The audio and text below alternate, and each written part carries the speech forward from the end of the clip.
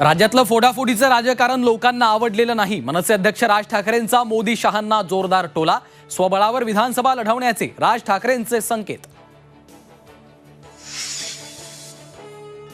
इतर कोणाचाही अर्ज न आल्यानं राष्ट्रवादीच्या सुनेत्रा पवारांची राज्यसभेवर बिनविरोध निवड. तर पक्षाचा निर्णय सर्वांना मान्य, नाराज नसल्याचं छगन भुजबळांचं स्पष्टीकरण.